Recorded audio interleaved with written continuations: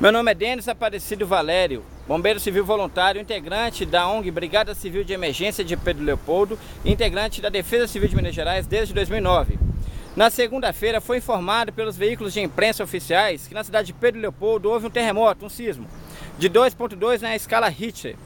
O interessante é que o país, nosso país Brasil, Minas Gerais, nossos estados, eles não têm o mesmo índice de terremotos igual a outros países. E nosso terremoto também não é igual o terremoto de outros países. Porque o continente, o planeta, é dividido por grandes 12 placas tectônicas.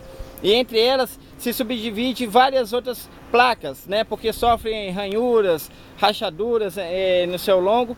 E uma das mais conhecidas, né, falhas geológicas tectônicas é a falha de Santo André, que fica na Califórnia, nos Estados Unidos. Bem, voltando para o país, nosso país Brasil, o nosso problema, na verdade, é com o desgaste da nossa placa. O desgaste vai criando ranhuras, e nessas ranhuras pode acontecer abatimento do solo, e esse abatimento do solo gerar energia o suficiente para causar uma propagação de onda de choque ou de energia. Essa propagação dá-se o nome de sismo. E nós temos também, dentro do sismo, equipamentos onde temos o Instituto, lá em Brasília, de Geociências, que faz essas análises e detecta a escala que foi da escala Richter, que nomenclatura de 0 a 9, né? Sendo que ele de Pedro Leopoldo foi classificado em 2,2, que geralmente não derruba uma residência bem estruturada ou média estruturada, mas há casas e casas. E sabemos que tem muitas casas que não tem alicerce, alvenaria, não tem nenhuma forma, né, de realmente uma estrutura firme para suportar um de 3 ou 4. Outro detalhe também é que sofremos também alguns sismos devido à extração minerária. Temos também alguns sismos, essa classificação 2,2, em torno de 3 em geral. Geralmente pode ser causado também pela implosão de um prédio ou então pela atividade minerária, seja ela em região de calcário, seja ela em região minerária de ferro, né, o minério de ferro. Bem, voltando à nossa realidade, Pedro Leopoldo, nós temos um grande maciço calcário, que é o Cárcere de Lagoa Santa, que compreende de Lagoa Santa até Pedro Leopoldo. Dentro desse cárcere e exocárcere, nós temos a questão também de cavernas subterrâneas, onde esses maciços calcários foram sofrendo foram sofrendo, na verdade, um desgaste, né, erosivo devido à água, seja ela escoamento natural, seja ela escoamento de chuva. Então, voltando ao calcário, que ele é mais frágil e cede às intempéries do tempo com mais facilidade do que outros minérios, nós temos aqui então a situação de Pedro Leopoldo e Matozinhos. Foi informada à imprensa que houve um terremoto na Lagoa de Santo Antônio. A população da cidade de Pedro Leopoldo, do bairro Lagoa Santo Antônio, começou a informar que seria uma explosão dentro de uma mineradora, que temos várias extrações ao longo da região, e até informando que seria à noite. Eu, curioso, logo cheguei comecei a fazer meus contatos, pesquisar, e fui descobrindo algumas coisas interessantes. Por exemplo, o epicentro desse fenômeno, que atingiu 2,2 na escala Richter, foi aqui na cidade de Matozinhos, no bairro Presidente, aonde eu estou exatamente no local, na imediação aqui, em torno de 50 metros quadrados, no local do epicentro desse terremoto. Dá para notar que houve, igual ali vocês estão observando ali, ó, algumas raízes um pouco limpas, bem limpas, e com a presença ainda de terra. Dá uma olhada.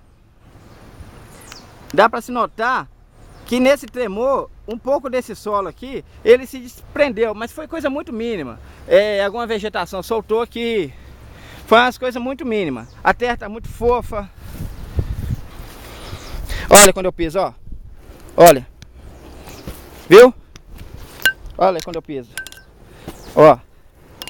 Deu pra ver que na hora que eu piso, é terra que se desprendeu devido a esse abalo. Eu estou aqui mostrando esses pontos aqui, onde nós vemos aqui, ó, que legal. Tá vendo? Todo esse pedaço aqui foi... O interessante que eu quero mostrar, que o epicentro foi aqui, nessa dolina. Bem nessa dolina aqui foi o epicentro. Ali nós temos alguns pontos de erosão devido à chuva. Mas se você olhar mais acima, nós temos algum desprendimento mais à esquerda, mais na linha acima, que vem fazendo todo esse contorno aqui, um desprendimento muito leve mesmo, quase imperceptível. Então, em torno de 30 metros de profundidade houve o hipocentro, que gerou uma energia, e na sua linha vertical ele tem o epicentro. O epicentro ele transfere energias de formas contrárias. Mas como alguns moradores informaram que sentiram, outros não, mas como que se foi em Matosinhos, foi sentido em Pedro Leopoldo? Voltamos então à região do Cast. Se estamos numa área de Cast e entre esse Cast existe outros tipos de sedimentos, outras rochas e outras matérias que têm a densidade maior ou menos cavernas subterrâneas, a propagação de onda de choque ela se vai de forma mais obstrutiva, ela vai ter mais interferência ao longo do seu percurso. Então é interessante ressaltar que o bairro Lagoa de Santo Antônio foi construído dentro de uma imensa dolina. O bairro inteiro é uma dolina, é uma captação de água natural. E dentro dessa captação de água natural, pelo seu fluxo histórico de passagem de água, ele foi desgastando demais a sua base de calcário, onde deu bastante cavernas, bastante salões subterrâneos. E isso diminui a sua resistência em questão a peso e a questão também de vibração ou expansão de ondas sonoras. No caso, a onda de choque. Eu uso o exemplo da onda sonora para a gente mentalizar mais ou menos como que funciona a onda sonora, a onda de choque. Ela se propaga. Esse é o ponto exato, né? Eu quero até agradecer aqui, porque eu anotei aqui no papel aqui, o nome também dos professores que me passaram a informação aqui exata do epicentro desse fato. Então eu quero agradecer ao Observatório Sismológico da Universidade de Brasília, o Instituto de Geociências, na pessoa do professor Georges Sand, de França, e a Débora Campos, gestora, lá na faculdade lá. Eu quero agradecer também ao professor associado do IGC, Instituto de Geociências da Universidade Federal de Minas Gerais, o professor Luiz Guilherme Knauer, que também deu as informações. Ele é formado em Geologia e deu essa força aí para a ONG Brigada Civil de Emergência, está trazendo essa informação para a população como utilidade pública. Bem, pessoal, quero agradecer também à Coordenadoria Estadual da Defesa Civil de Minas Gerais, pela força, por sempre estar nessa informação, nessa troca de informações. Nós temos aqui então o epicentro.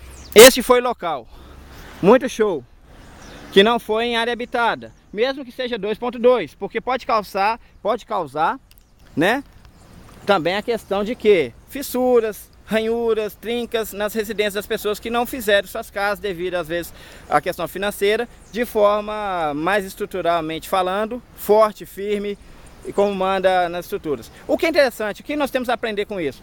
Que os futuros geólogos, os futuros engenheiros que forem sondar esse terreno, que forem fazer empresas, casas, que façam uma prospecção de solo, uma sondagem bem feita, para que não tenha nenhum problema de abalo estrutural, né? Até mesmo para preservar vidas futuras. Essa ação funciona.